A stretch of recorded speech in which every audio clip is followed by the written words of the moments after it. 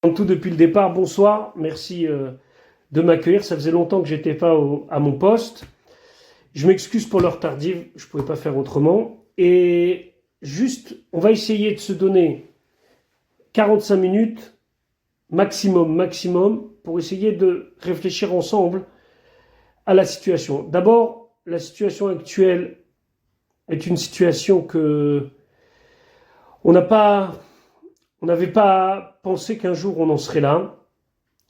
Et il faut surtout pas que ce soit quelque chose qui va, chas shalom, ne pas aboutir à quelque chose de réel. D'abord, c'est sûr et évident que ce chiour, il est pour la refoua shlema des blessés, pour la libération des captifs, pour le retour de tous les soldats, les Nishma, tous ceux qui sont partis de ce monde depuis le 7 octobre, et encore ce Shabbat des combattants qui ont quitté ce monde comme des tzadikim, sur lequel le rabbi disait que tout soldat qui combat pour le Ham Israël et pour le fait d'être juif, c'est un Kiddush Hashem.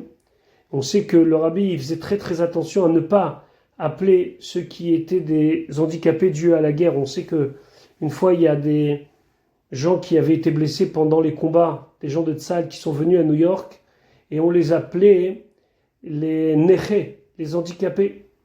Et le rabbi, il a voulu descendre vers chacun. Il y a des photos très émouvantes de cela, c'est une grande sikha du rabbi. Et le rabbi les a appelés Metsuyane, ça veut dire ceux qui sont les élites, ceux qui sont les distingués de Tzal. Donc, nous qui sommes en Chutz Laaretz pour l'instant, et même ceux qui sont en Eretz Israël, des fois on voit les choses de très très loin, on entend il y a eu ici un blessé, un deuxième blessé, une famille qui a été touchée par le deuil, Dieu préserve ou autre. C'est des informations qu'on a du mal des fois à intégrer dans un quotidien qui nous permet de se dire mais à combien c'est grave chaque blessé, combien c'est grave chacun qui est touché. Et le fait de personnaliser les choses, et c'est très important, je vous entendais avant discuter, je ne sais pas qui était en Eretz Israël, qui n'était pas en Eretz Israël, mais le fait de sentir les choses, ça permet aussi de ne pas se tromper dans les chiffres et dans le flot des informations, où on a l'impression que c'est juste des informations qui nous viennent. Il y a eu tant de bombardements, il y a eu tant de blessés, aujourd'hui c'était le nord, là c'était le sud. En vérité, chaque fois, hein, c'est un malheur, mais aussi, vu la force de feu et la haine des ennemis qui sont devant nous, c'est mamash. Chaque heure qui passe, des miracles et des miracles et des miracles. Et une des choses que le rabbi nous a éduquées, surtout à la guerre du Golfe, c'est le fait de propager les bonnes choses qu'il y a dans même les situations les pires. Ça veut dire qu'il y a tellement de mauvaises informations et il y a tellement de choses angoissantes.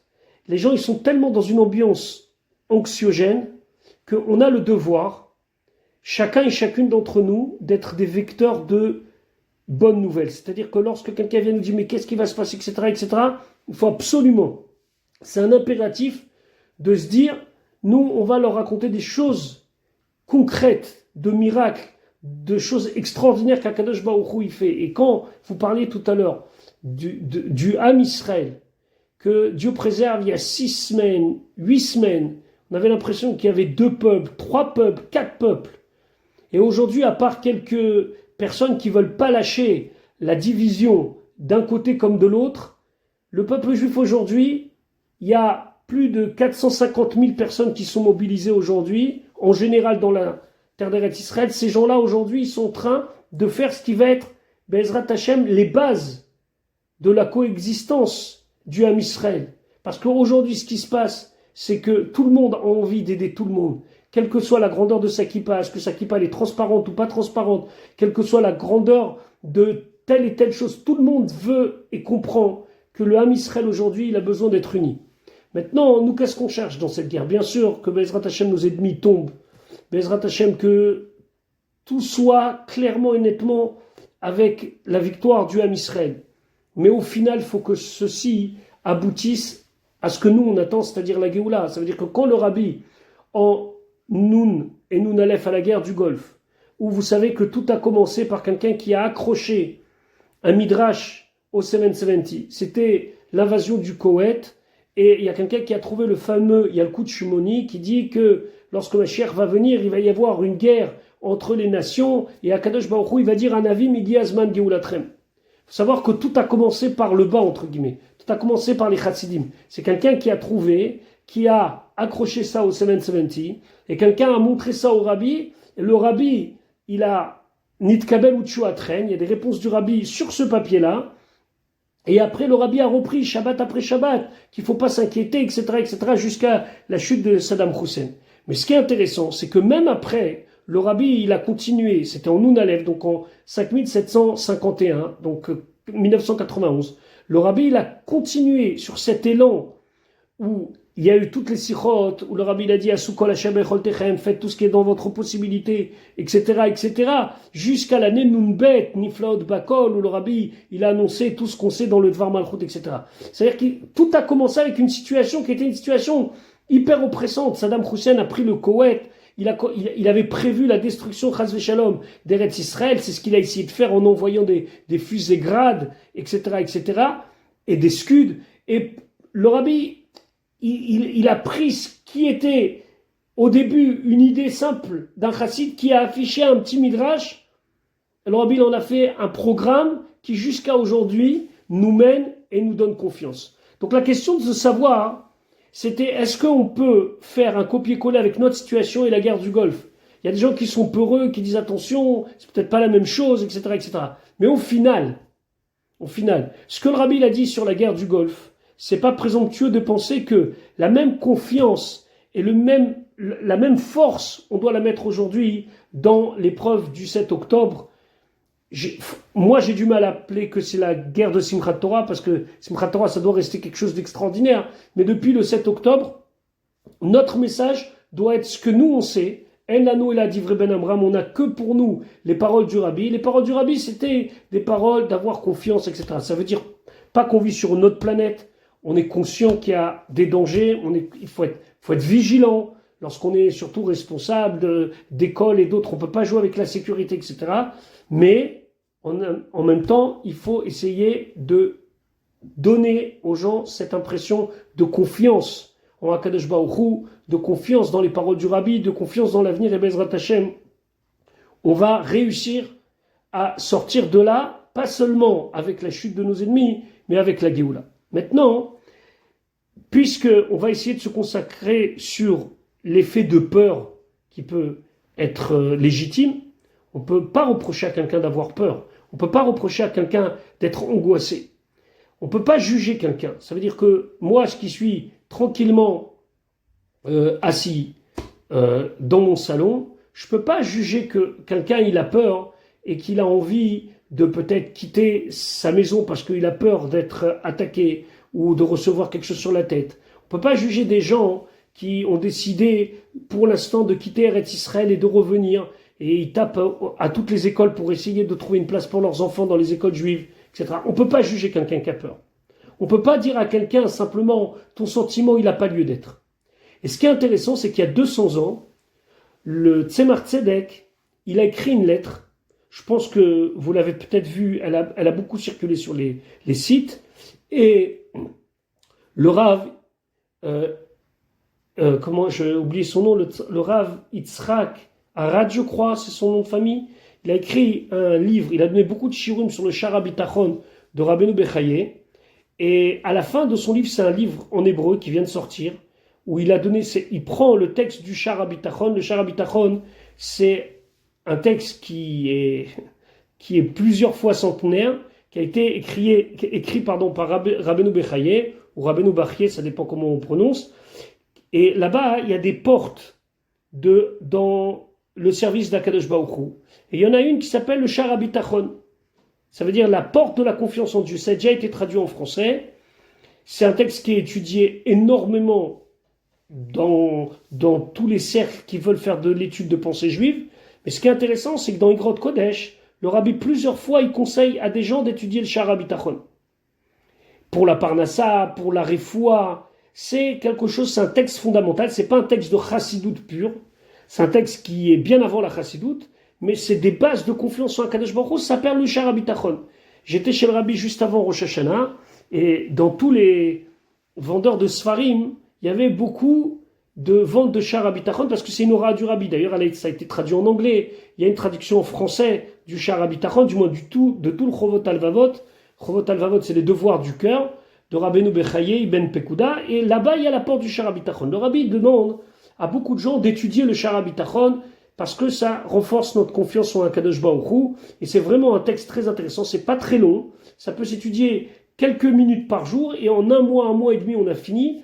Mais c'est très très fort parce que ça renforce notre confiance en Akadosh Baruch Hu et surtout, en tout cas au début, ça montre que croire et mettre toute notre confiance dans l'homme, c'est quelque part une grande erreur. Et donc, il faut mettre toute notre confiance dans Akadosh Baruch Hu. Il y a 7 klalim, c'est vraiment très important. Maintenant, le Tzemar Tzedek, il y a 200 ans, il a écrit une petite lettre à quelqu'un qui lui a dit qu'il avait peur. Quelqu'un qui lui a écrit, il y avait des grands bouleversements là-bas de guerre, etc. Et il l'a écrit au Tzemar Tzedek, il a demandé au Tzemar Tzedek comment surmonter sa peur. Sentiment légitime. Il y a la guerre, vous savez que c'est marqué dans le Rambam, ceux qui étudient un pérec par jour, il y a quelques jours c'était le Chot Ta'aniot. Et dans le Chot Ta'aniot, c'est marqué qu'on institue un jour de jeûne national ou communautaire, Mipnei Acherev, à cause de l'épée, à cause de la guerre. Et le Rambam, il explique, il dit, c'est pas seulement quand nous on est en guerre, mais quand même c'est une guerre qui est autour de nous, on doit jeûner, bon aujourd'hui nous on jeûne plus, mais on doit jeûner pour éviter que la guerre elle se propage et que ça nous fasse des problèmes. Parce que la guerre ça a des conséquences dramatiques et ça a des conséquences économiques et ça a des conséquences mondiales. À plus forte raison quand c'est une guerre qui touche le Ham Israël. Donc là, c'était pas une guerre où les Juifs ils étaient au centre de l'histoire, c'était une guerre et la personne elle avait peur. Alors elle a écrit au Tzemar Tzedek. Et le Tzemar Tzedek, en quelques mots, il lui a expliqué quelle est la peur acceptable et la peur qui n'est pas acceptable. C'est-à-dire qu'il a fait une analyse de qu'est-ce que c'est la peur et en analysant ce que c'est la peur, il a pu donner du courage à la personne. Donc, je vous propose je vais lire et traduire dans la mesure du possible avec le temps qui nous reste. Et juste, en exclusivité pour vous, dans le prochain Bezrat Hashem Courrier de la Géoula, il y a une petite rubrique sur une fameuse phrase bien connue qui dit « Pense bien, tout ira bien ». Cette histoire de « Pense bien, tout ira bien », elle est sortie de la bouche du Tzemar Tzedek. Le Tzemar Tzedek, le 3e rabbi, qui portait d'ailleurs le même nom que notre rabbi, et sa rabbinite, elle portait le même nom que notre rabbinite. Le Tzemar Tzedek, il a eu plusieurs enfants. Son aîné, qui s'appelait Rabbi Baruch Shalom, n'a pas pris la suite de son père. Les autres, ils ont pris la suite, jusqu'au plus jeune, qui était le Rabbi Maharash, le 4e rabbi. Mais l'aîné, Rabbi Baruch Shalom, qui avait même connu le Admour HaZaken, il n'a pas pris la suite. Et notre rabbi, il descend directement de Rabbi Baruch Shalom. Alors les chassidim, ils disent que le Rabbi Baruch Shalom, Ben Rabbi Menachem Mendel, il a laissé sa place à son descendant qui est notre rabbi. Pour vous dire qu'il y a un attachement particulier entre le rabbi et le Tzemar Tzedek. Maintenant, la fameuse phrase « pense bien et tout ira bien » qui a été dite en yiddish, elle a une histoire. Cette histoire, elle est racontée par le rabbi précédent dans l'Ikouté Diburim. Il y avait un chassid qui a eu le mérite de voir 3 générations de Rebbeim. Il a vu le Tzemar Tzedek, il a vu le Rabbi Maharash, et il a fini à voir le Rabbi Rachab, le 5e, qui d'ailleurs l'a pris comme mashpia à la yeshiva Tomchet Mimim de Lubavitch, à Lubavitch même. Il était déjà très âgé. Donc, le Rabbi précédent, il raconte comment est venue cette histoire de « pense bien, tout ira bien ». Et encore une fois, c'était un chassid qui est venu solliciter le rabbi. Je n'en dirai pas plus, comme ça vous aurez l'occasion de le lire si vous ne connaissez pas déjà cette histoire dans le courrier de la Géoula. Et le Admour Tzemar Tzedek qui lui a dit « pense bien, tout ira bien ».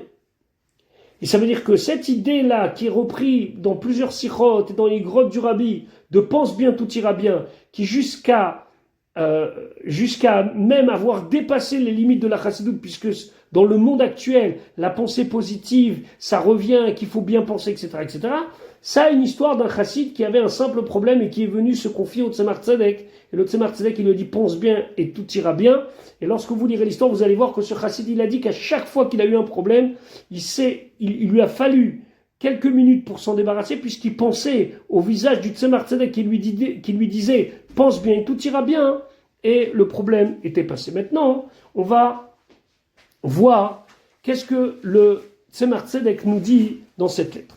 Donc, je vais la lire, la traduire. Si vous voulez, après, je vais envoyer le PDF. C'est un PDF de quelques pages, pas très long, qui a été donné, donc je l'ai trouvé sur les réseaux sociaux, Kacher bien sûr, qui est Mukdash, qui a été fait Leilou Nishmat, Ayala, je pense, ou Aile Bat Rimond Dadoun.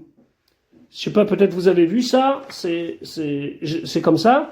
Maintenant, le Rav Yitzhak, dans son livre sur le Shara Bitachon, à la fin, il développe, il y a 20-30 pages, c'est quelqu'un qui développe très très bien les choses. Il y a 20-30 pages sur cette lettre-là. Moi, je vais être beaucoup plus concis et suivre ce que le Tzemar Tzedek dit ici.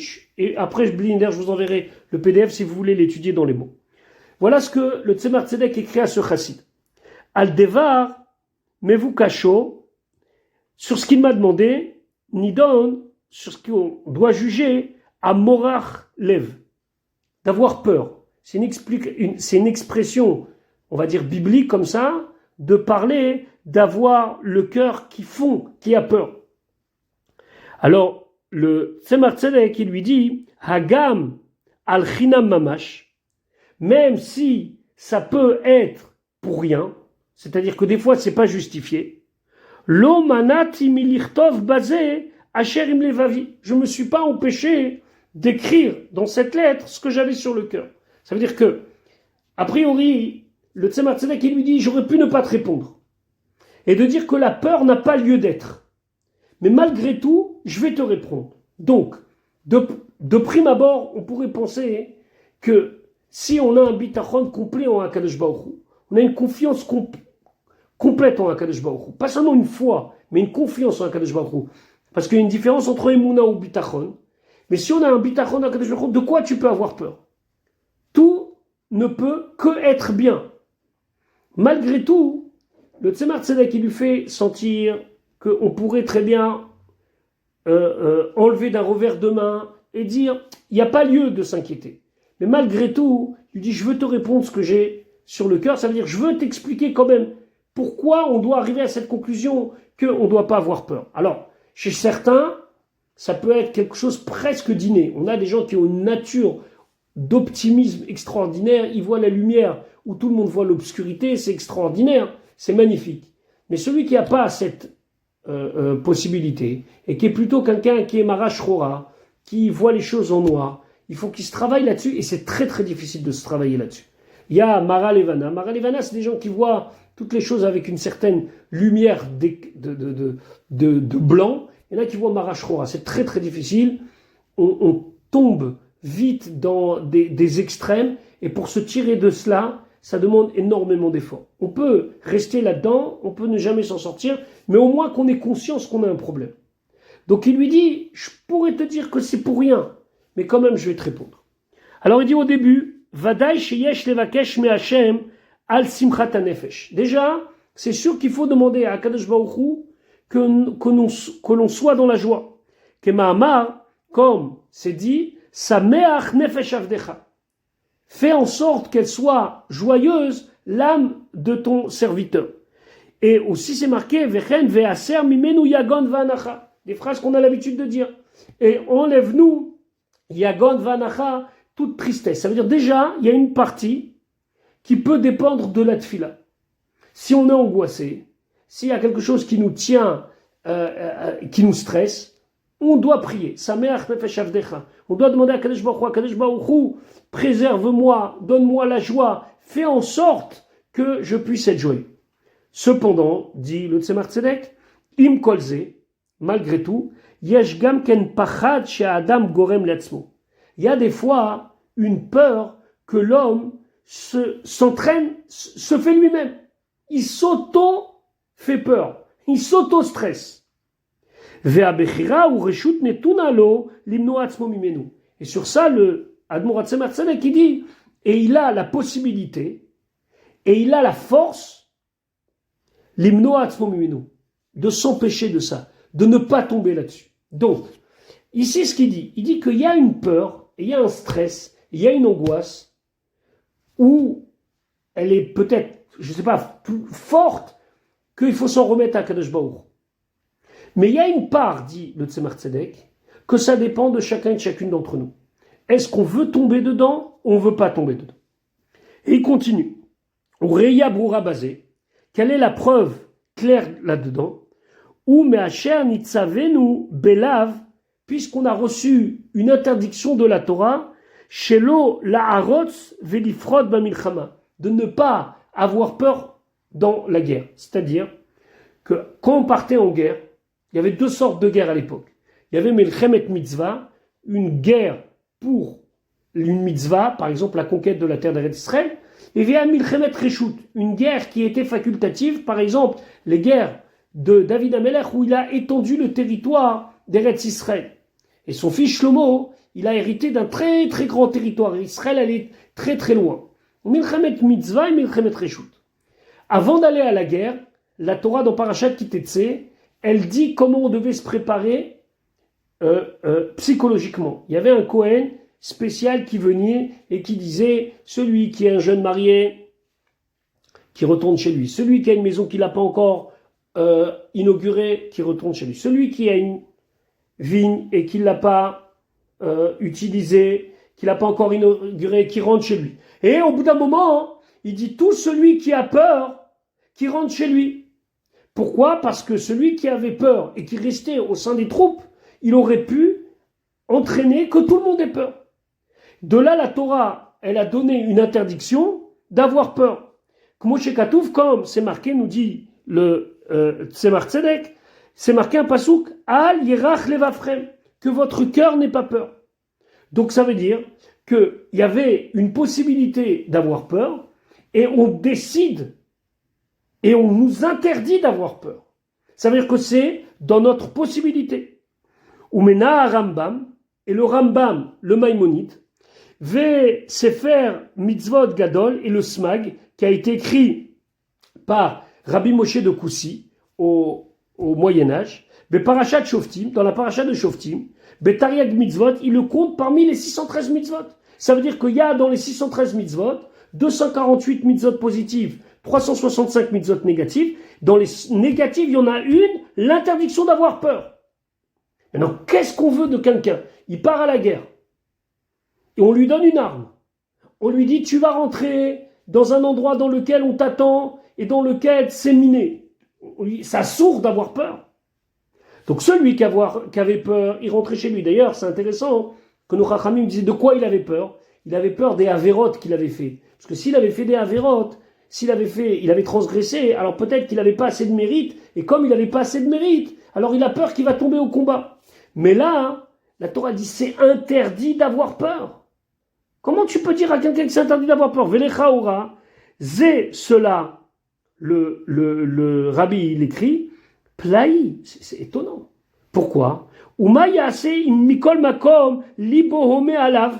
Et qu'est-ce qu'il fait si il a une angoisse et que son cœur il le stresse? Ou mefached biroto dme milchama, et qu'il a peur quand il voit le combat? Qu'est-ce que tu peux faire? C'est une nature. Ça veut dire que c'est quelqu'un, il est de nature anxieuse, il a peur. Qu'est-ce qu'on peut faire? Vous savez, il y a toujours, dans les GAN Israël, quand on organise les GAN Israël, vous avez toujours un ou deux moniteurs ou monitrices, quand quelqu'un est responsable d'un GAN Israël de filles, qui n'aiment pas vous savez, les manèges fous, là, qui montent à, je sais pas combien de mètres, les grands 8, on a la tête à l'envers, etc. On n'aime pas ça. Non, tu peux pas dire à quelqu'un, mais de quoi t'as peur? Il y en a un, ils sautent. Ils peuvent le faire 4 fois de suite. Et il y a des gens, non, ils peuvent pas, ils ont peur. Il y a des gens qui ont peur en voiture, qui aiment pas conduire. Il y a des gens qui aiment tellement pas conduire qu'ils conduisent pas. Ils ont peur. Qu'est-ce que tu veux interdire quelque chose, un sentiment que la personne est là? Alors là, c'est la guerre. On parle pas de la blague. On parle que Dieu préserve, il peut y avoir des victimes. Et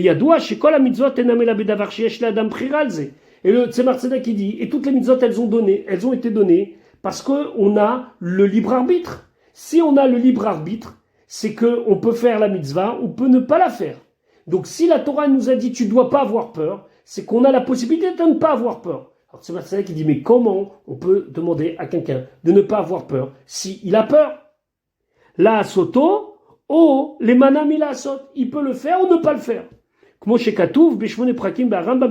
c'est marqué dans l'introduction du Rambam à la Mishnah de Sanhedrin, où là-bas il explique que toutes les mitzvot, elles ont été données avec la possibilité de le faire ou de ne pas faire. Il n'y a pas de mitzvot qui est impossible.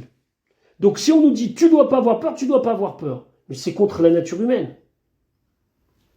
C'est contre la nature humaine. Il y a des gens qui n'ont pas peur, il y a des gens qui ont peur. Là, aujourd'hui, la situation en France, Baruch Hashem, c'est relativement calme grâce à Dieu. Baruch Hashem, Baruch Hashem. Je ne sais pas si vous voyez ce qui se passe dans le monde entier. Il y a vraiment de la violence. Je veux dire, Montréal qui est très très calme, ça fait 2 fois qu'ils tirent sur une école juive. Il y a de quoi vraiment être inquiet.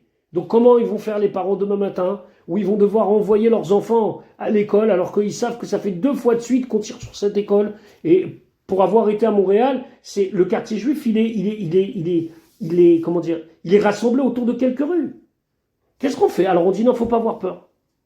C'est absurde d'avoir peur. Comment tu peux dire à quelqu'un si c'est absurde d'avoir peur si c'est un sentiment? Donc, le Tzemar Tzedek qui pose la vraie question.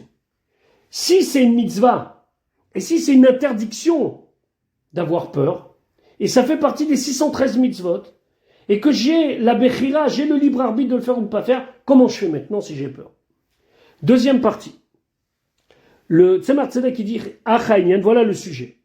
Des yesh lechol adam gimel levushi anefesh. Chacun a 3 habits de l'âme. Ça veut dire que l'âme, elle s'habille par 3 expressions. Pourquoi on appelle ça des habits? Ça fait référence à ce que le Tanya il dit dans les premiers prakim du Tanya.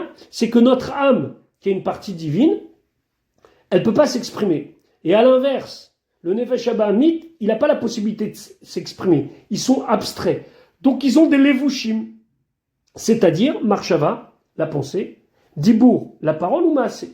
C'est-à-dire que quand je pense mal, je parle mal ou j'agis mal, ma parole, ma pensée, ma parole et mon action sont habillés par mon Nefesh Abamit, mon Yetzer Hara. Quand je pense Torah et que je pense des bonnes choses, quand je parle des bonnes choses et quand j'agis bien, mon Nefesh Elokit, il s'est habillé dans des levushim. L'avantage des levushim, c'est que c'est des habits. Là, je porte un gilet. Si j'ai envie, j'enlève le gilet. Et si j'ai envie de mettre un gilet gris, je mettrai un gilet gris. C'est ça des levushim. Ça veut dire que même si ça nous paraît fou, mais ma pensée, ma parole et mon action, c'est comme des habits. Je les change. Si j'ai pas envie de m'habiller comme ça, je m'habille pas comme ça. On sait que des fois, pour s'habiller, ça prend énormément de temps. Pourquoi? Parce que des fois, il y a des matins, on a envie de s'habiller comme ça. D'autres matins, on n'a pas envie de s'habiller comme ça. Quand on va sortir, on va s'habiller d'une certaine manière. C'est-à-dire que les levushim vont s'adapter à ce que moi, j'ai envie d'en faire. La même chose, le nefesh. Le nefesh, l'âme, elle a des levushim qui sont à sa disposition. C'est nos pensées, nos paroles et notre action. Et s'habille dans ces levushim, ou ce côté de notre personnalité, ou l'autre côté de notre personnalité. Donc, il y a des choses qui vont être dépendant de ce que la personne accepte de s'habiller ou de ne pas s'habiller avec des habits où c'est les habits du mauvais côté ou c'est les habits du bon côté. Et donc il dit Vehem ikar be'anagat adam. Ça c'est l'essentiel de l'homme. Ça veut dire que on peut dire est-ce qu'on a une bonne âme ou une mauvaise âme? Est-ce on a tel mida ou tel mida, on a tel trait de caractère ou pas de trait de caractère? C'est une chose. Mais les levushim, c'est sur ça que la personne, elle se comporte. Sur l'action, il n'y a pas photo. Si je décide de faire une action X et que c'est une bonne action, je l'ai décidé. Chazé Shalom, le contraire, je l'ai décidé. La parole aussi. Si je veux fermer ma bouche et ne pas dire du mal, je peux ne pas dire du mal. Moi, je vais passer pour quelqu'un de bizarre. Je parle pas beaucoup. D'accord. Mais je peux me taire. Si je sais pas parler, je peux me taire.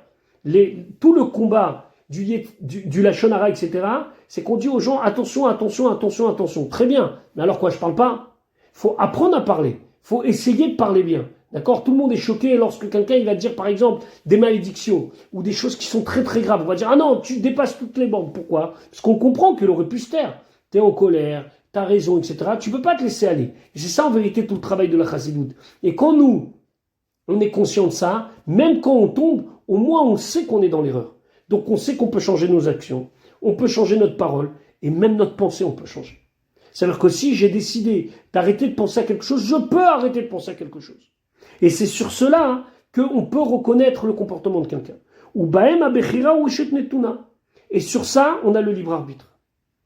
On n'a pas le choix de savoir le niveau de notre neshama. Ça nous a été imposé entre guillemets. Mais on a le libre arbitre sur nos pensées, nos paroles et nos actions.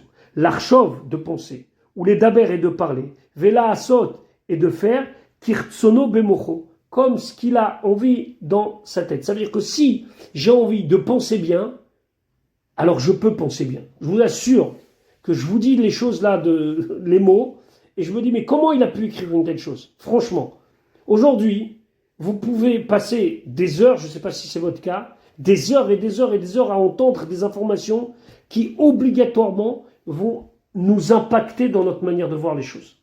Ça veut dire, faites une expérience un matin, avant la tefila, vous n'écoutez pas, surtout là maintenant, tout ce qui se passe, et vous décidez, à la place de ça, de mettre de la musique, vous allez voir que votre journée va être complètement différente. Pourquoi? Parce que la manière de penser, elle est complètement différente. Mais malgré tout, c'est difficile. Je ne suis pas dans une bulle. Ben lui, il te dit, non, ça c'est des excuses, tout ça. Tu as le libre arbitre. Tu as le libre arbitre. Tu as la possibilité de faire que tu ne tombes pas dans ça. Et même si quelqu'un, il a un sentiment dans son cœur de peur, d'angoisse, yuchal les salek, il peut mettre de côté amachashava, il peut ne pas y penser, dibour, il peut ne pas en parler, ou maaser l'action. Ve'aikar, le principal, nous dit le Tzemar Tzedek, shelo l'archov, de ne pas penser, ou les daber, et de ne pas parler, miser de cela, klal. Voilà ce qu'il dit. Il dit, je ne peux pas enlever un sentiment de peur. Je ne peux pas enlever un sentiment d'angoisse. Mais par contre, je peux faire en sorte que ça ne m'envahisse pas le cerveau, ça ne m'envahisse pas la bouche, et ça ne m'empêche pas de faire ce que j'ai à faire. Et là, les tzadaï pour kaniskarli, au contraire, comme est marqué dans le Tanya, Perek Yud Dalet, qu'on a la possibilité de ne pas laisser entrer ni dans la tête, ni dans la bouche, ni dans l'action, ce qui est justifié par rapport au fond de notre âme et dans un sentiment qu'on a au fin fond de nous-mêmes. Et c'est ça que la Torah nous dit, tu ne dois pas avoir peur. Klomar, c'est-à-dire, lo tarchevu benyan apachad. Ne pensez pas à la peur. Vous avez peur, c'est une chose. N'y pensez pas. Surtout n'en parlez pas. Ça veut dire que là, les héros qui sont actuellement, alors que nous on est en train d'étudier, on espère que ce qu'on étudie, ça va leur donner leur force, que ce soir, Bezrat Hashem, tout celui qui est sur le front, il va avoir une Géoula pratique, ça veut dire qu'il va avoir une réussite dans ce qu'il va entreprendre, jusqu'à que Bezrat Hashem, Akadosh Baruch Hu, il nous libère le plus vite possible. Mais ça veut dire quoi? Ça veut dire que la personne, on ne peut pas lui dire « t'as pas peur » ou « t'as peur ». Ça c'est intime, mais n'y pense pas. Ça veut dire que s'il va en se disant « waouh, derrière chaque chose, que chaque ruine de Gaza, il peut y avoir, Dieu préserve, un piège », il est obligé de faire attention, mais il n'a pas peur. Pas il n'a pas peur dans le cœur, peut-être qu'il a peur dans le cœur. Peut-être qu'il y a des héros qui avaient peur, mais ils n'ont pas laissé penser la peur envahir leur tête, à plus forte raison leur bouche et leurs actions. Et ainsi le Rambam, il a fixé dans le 7e chapitre des lois des Melachim des rois, c'est à la fin du Rambam, juste avant les fameux Prakim, Yud Aleph et Yud Bet, qui nous parlent du Mashiach. Donc au Perek Zayin, au 7e chapitre, c'est marqué Vechol amavil atzmo mechashem achashavot. Tout celui qui se fait peur à lui-même et qui fait que penser à des choses comme ça, over belotase. Il transgresse un interdit de la Torah. Il transgresse un interdit de la Torah. Ou miyad, et immédiatement, shelo yarshov basé klal, qui va pas y penser, mimele yitvatel gam apachat shebalev. Et là, le Tzemar Tzedek qui va plus loin. Il dit, tu sais quoi, si tu n'y penses pas, au bout d'un moment, même pas au bout d'un moment, en vérité, moi je dis au bout d'un moment, mais lui dit au miyad, en un instant, même la peur que tu as au fond de toi, elle va disparaître. Ve'al kol panim miyad ya'pachat kilu yashen. Au moins, dit le Tzemar Tzedek, la peur, elle va être comme endormie. Tout d'un coup, on va plus sentir la peur. Ve'eno nirgash bagouf. Ça va pas se ressentir. Il va pas avoir des sueurs froides. Il va pas avoir peur. Regardez ces magnifiques films qu'on reçoit de ces chayalim qui chantent et qui dansent avant d'y aller. C'est possible que des dizaines de milliers de personnes n'aient pas peur. Comment c'est possible? Ça dépend de ce que tu laisses rentrer. Ça dépend de ce que tu veux en faire de cette peur. Et si tu décides de rien en faire et de ne pas lui donner place, ce qui va se passer, c'est que immédiatement elle va disparaître ou au moins elle va s'endormir. Ou bemeshech yamim achadim, et en quelques jours, yitvatel legamre. La peur, elle va s'annuler complètement, à tel point que ça va même pas lui monter à la tête. À fil ou derrière marchavazara, même par une mauvaise pensée de temps en temps, il fait attends, mais il y a quand même, c'est chaud quand même, l'antisémitisme là, ça remonte, hein. J'ai entendu tel truc, j'ai entendu tel truc, j'ai entendu tel truc. Et ça, c'est ce que la Torah nous dit. N'ayez pas peur, vous n'avez pas le droit de vous faire peur. Parce qu'il y a un moment où c'est vous qui vous faites peur vous-même. Qu'est-ce que je dois vous dire? Je dois vous dire que par exemple, le fait que dans les réseaux sociaux, on fasse très très vite des traîneaux de poudre de n'importe quel petit événement, où le moment est parti, où les gens ils se disent t'as vu, il y a eu tel et tel et tel événement. Je pense à un événement très précis, sans parler de la gravité de l'événement. Il y a quelques semaines, il y a des gens qui ont propagé sur les réseaux sociaux des histoires de faut faire attention, ne pas se faire livrer des plats à la maison par les Uber, etc. parce qu'ils font des attaques contre les Juifs, etc. etc. Ok. Moi, personnellement, je ne suis pas très fan, à part WhatsApp, et même si ça, on pouvait peut-être éviter, ce serait bien. Mais en tout cas, ça sert à diffuser la Torah. Mais voilà, je ne sais pas sur lequel, ne me demandez pas. Mais il y avait une fameuse vidéo, ça j'ai pu la voir, où on voit donc un livreur qui sonne chez une dame dans un des beaux quartiers de Paris, une dame juive, et il la pousse, et il y a 3 amis à lui, j'imagine que c'était des amis à lui, qui rentrent, et donc on a dit voilà, truc, antisémitisme, il faut faire attention, des gens qui ont dit il faut enlever les mezuzot, etc., etc. Il y a eu tout un... Il s'est avéré que quelques heures après, la sœur de cette dame-là a dit je suis désolé de vous dire, c'est vrai que c'était tragique, ma sœur elle s'est faite, pousser, violenter, mais les gens étaient venus pour voler. C'est grave, hein? Je dis pas que c'est pas grave. La pauvre, la femme, elle était en panique. J'imagine le choc psychologique que c'est. Mais l'information, elle a fait très très vite le tour, où il fallait absolument dire non, attention, n'enlevez pas vos mezuzot, c'est pas quelque chose d'antisémite, au contraire, la mezuzah, c'est ce qui gagne. Et là, s'il y a beaucoup de gens qui, pas que suite à ça, qui commencent à enlever les mezuzot, bon maintenant, Baruch Hashem, c'est un petit peu calmé, ou dire est-ce que faut pas le faire, en tout cas les gens se posent la question, certains, hélas, ils l'ont déjà enlevé, ils l'ont mis à l'intérieur, etc., etc. Ça donne un effet de Yirach Levafrem. À chaque fois qu'on va propager ce genre d'informations, alors on participe à un effet d'angoisse et de stress et de surenchérir sur l'horreur et surenchérir sur les mauvaises nouvelles. La tragédie du 7 octobre, elle est déjà assez grave en soi, hein, pour que nous, on ne se terrorise pas et qu'on ne terrorise pas les autres, parce qu'il ne faut pas oublier quand même, mis à part le fait que le Tzemar Tzedek il dit que c'est un interdit de la Torah ici, il ne faut pas oublier que dans le mot terrorisme, il y a terreur et que le but, c'est qu'on arrête de vivre. Le but, c'est que, comme ça a été le cas dans certaines synagogues, où il y a des gens qui ont refusé de faire les hakafot, ils ont fait les hakafot en 10 minutes, parce qu'ils avaient entendu les mauvaises nouvelles d'Eretz Israël, ou même dans une synagogue où j'ai entendu qu'il y a des jeunes qui sont venus pour renforcer la synagogue, et que le rabbin il leur a demandé de sortir de la synagogue parce que c'était pas le moment de chanter, de danser, alors que dans d'autres synagogues, on a fait ce qu'on pouvait avec les informations qu'on avait, malgré qu'on a tous... ceux qui vivent pas en Eretz Israël, et on a de la famille en Eretz Israël, parents, enfants, petits-enfants, cousins, amis, ou personne de direct, mais on est tous touchés par ça. Alors quoi? Il fallait ne pas faire les hakafot, il fallait pas finir la fête, il fallait pas danser avec le Sefer Torah. Ça, c'était la meilleure réponse au mal. Pas du tout. La meilleure réponse au mal, c'était malgré les pleurs, malgré l'horreur, malgré les informations qui venaient au compte-gouttes. Moi, je m'occupe d'une synagogue où les gens ne sont pas tous les plus pratiquants de la terre pour l'instant. Ils venaient avec des malheurs, mais je peux pas vous dire combien ils étaient en train de surenchérir.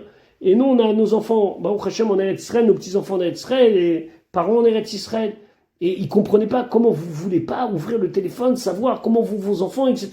On avait une fille qui avait passé en plus le Chag à Kiryat Malachi, qui était dans le sud, etc. On a pris une ligne de ne pas ouvrir le téléphone, bien sûr pas nous, mais demander à un non-juif d'ouvrir. Il y avait des gens qui gardaient la synagogue, etc. Et on voulait pas savoir. Pourtant, c'était plus Chag en Israël. On aurait pu faire appeler pour savoir si... On voulait pas. Pourquoi ? Pas parce qu'on n'avait pas peur. Je peux vous assurer qu'à la fin de Yom Tov, on s'est précipité pour savoir si tout le monde allait bien. Parce qu'on a senti que si nous, mon épouse et moi, on allait diminuer d'un cran, même si au fond de nous, on était mais hyper angoissés, et le mot il est faible, on s'est dit, mais si on baisse, qu'est-ce que eux ils vont faire ? Déjà, ils étaient devant leur télévision et devant leurs informations et devant l'horreur, etc., etc. Donc au bout d'un moment, on est obligé de se dire qu'on ne peut pas être vecteur de la peur, même si nous on a peur. Maintenant, le Tzemar Tzedek, il dit pire que ça. Il dit, tu fais une avéra. C'est interdit d'avoir peur. De quelle peur tu parles? Pas de la peur qui est au fond de toi, de laisser de la place à la peur. Et il nous dit que ça va marcher. La peur, elle va disparaître ou au moins se diminuer et s'endormir. Pourquoi? Dernier paragraphe. Ve'atam lazé, shaliede silou kamachashava, parce que le fait que tu vas enlever ta pensée de ça, yitvatel apachad. Ça va annuler la peur, ou les fiches et kol midot kiyuman me adat, parce que toutes les midot, tous nos traits de caractère, tous nos sentiments, toute expression de ces sentiments vient de notre date. C'est quoi date? Chokhma, c'est le premier jet de la compréhension. Bina, c'est lorsqu'on a compris quelque chose et qu'on lui donne de la forme. Date, c'est quoi? C'est le lien entre l'intellect et les midot. Chez ou Nikra, comme c'est appelé, Meftecha de Kalil Shatit, que c'est la clé à toutes les 6 midot. Ça veut dire que le date, c'est ce qui fait que j'ai compris quelque chose, et ce quelque chose, il va descendre, et il va animer mon sentiment. Chesed, Gvura, Tiferet, etc., etc. Et comment on passe de date au midot? Par la pensée. Ça veut dire, on va prendre un exemple. On a entendu que la situation, elle était X. Ça, c'est Chokhmah. On a compris que c'était grave. Bina, c'est qu'on a donné forme à cette compréhension. Date, c'est le moment où cette compréhension, elle va passer avant tout vers les midot. Et ça passe par la pensée. C'est-à-dire que là, au bout d'un moment, je peux dire stop. C'est bon, j'ai compris, la situation, elle est grave.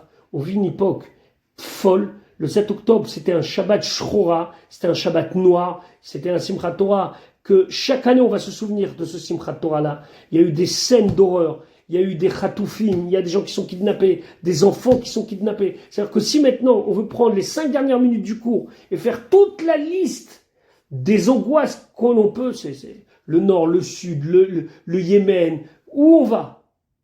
Stop. T'es pas obligé de faire descendre ça dans tes midot. T'es pas obligé de faire descendre ça. Où tu t'arrêtes à la marshava, à la pensée. Velachen al-yedé silou kamarshava. Et donc si la pensée, qui est le canal qui va faire descendre de date à la pensée à la parole à l'action et au midot, stop, je mets une barrière. On met de côté. On met de côté les choses. Et donc, automatiquement, la mida, le comportement, le trait de caractère qui va être celui de la peur et de l'angoisse, il n'a pas d'alimentation. Il n'a pas d'essence. Il n'y a rien qui va lui donner corps pour qu'il puisse se dire « Quelle angoisse, mais quelle angoisse, quelle angoisse !» Ve'az en abida mitoreret, et là, ça ne réveille plus notre peur. Ve'haya kelo haya, et il sera comme s'il était inexistant. Ça, je vous avais dit 45 minutes, c'est 45 minutes, c'est 44 minutes et 10 secondes, donc on va s'arrêter là. C'est la moitié de la lettre à peu près du Tzemar Tzedek. Le Tzemar Tzedek, il continue avec 2 autres points qu'il donne à la personne, mais on a compris l'essence de ce qu'on voulait dire. L'essence de ce qu'on voulait dire, c'est que 1, le sentiment d'angoisse et de peur est légitime. Il peut exister, mais pourtant la Torah nous dit de ne pas avoir peur. De ne pas avoir peur, c'est de ne pas alimenter notre peur. Et surtout de ne pas véhiculer la peur pour que les autres aussi puissent profiter, entre guillemets, de nos propres faiblesses de peur. Donc chacun et chacune d'entre nous, à l'intérieur, c'est sûr que chacun à son niveau, on a de la peur, de l'angoisse ou autre. Mais on ne laisse pas de place à la marchava, à la pensée, ni au dibour, ni à l'action. Et le Tzemar Tzedek qui dit, au final, la peur, elle va partir. Et on sera comme tous ces soldats magnifiques qui sont au front et ceux qui sont juste derrière le front, et tous ceux qui en Eretz Israël ont fait des choses magnifiques, les gens de Zaka et le Chesed, etc., etc. On n'agit plus par peur, on agit par idéal, on agit pour aller vers quelque chose de fort. Donc c'est sûr que là, hein, lorsqu'ils partent, ils partent pour faire la guerre. Mais c'est pas à ça qu'ils pensent. Ils pensent déjà à la victoire. Ils pensent déjà à l'après. Ils pensent déjà au fait que le mal, il va disparaître pour laisser de la place à quelque chose de mieux, quelque chose de beau, quelque chose de fort. Nous, on sait ce que c'est, ce qui va être beau et fort. C'est la Géoula. Et c'est ça que Bezrat Hashem, on va avoir le plus rapidement possible. Lorsque le rabbi, il a dit Giazman Géoulatrem, il y a beaucoup de gens qui ont dit à la même époque, pas du tout. Il va y avoir une deuxième Shoah, c'est une catastrophe, il faut faire tchouva. Bien sûr qu'il faut faire tchouva, mais, et le rabbi, à Sarah Betevet, rappelez-vous cette sikha où le rabbi il a dit on n'a pas le droit de dire des paroles négatives. On n'a pas le droit de dire des paroles négatives sur le Ham Israël. Le Ham Israël, il n'y aura plus jamais des horreurs comme il y a eu. Ah, et alors qu'est-ce qui se passe aujourd'hui? Eh bien, regardez aujourd'hui. Trouvez-moi une personne, parmi tous les mouvements qui sont en train d'organiser, les tzitziot, et les afrachat challah, et les sidourim, et les barbecues, trouvez un qui dit aujourd'hui, attention, c'est une punition. Au début, il y en a un ou deux qui ont dit Gog et Magog, tout de suite, ils ont été mis de côté. Les gens ne veulent plus entendre des mauvaises nouvelles. Les gens, ils veulent entendre des bonnes nouvelles. Ils ont assez de CNews et de LCI et de BFM TV et de Haroutz 14 et 13 et 10 et 11, je sais pas combien, pour savoir qu'il y a le balagan. Qu'est-ce qu'ils veulent? Réconforte-moi. Amène-moi un tzitzit. Organise-moi une afrachat challah. Qu'est-ce que je peux faire? Viens, on chante. Viens, on danse. Mets-moi un maximum de bonnes choses. Ça, c'est Alirach et Vafrem. Donc, même si à l'intérieur, il y a quelque chose qui est difficile, il ne faut pas le faire sortir. Si Dieu veut, Bezrat Hashem, je ne sais pas comment, mais on fera la suite. Mais d'ici là, Bezrat Hashem, la Géoula sera déjà venue. On sera déjà dans une situation, après tout ça, mais bon, on aura encore le srout d'étudier le Limoud Torah. Voilà pour la moitié de la Higueret du Tzemar Tzedek sur la peur et comment combattre la peur. Je vous souhaite une bonne soirée. Excusez-moi pour les 2 minutes. 47 minutes 32.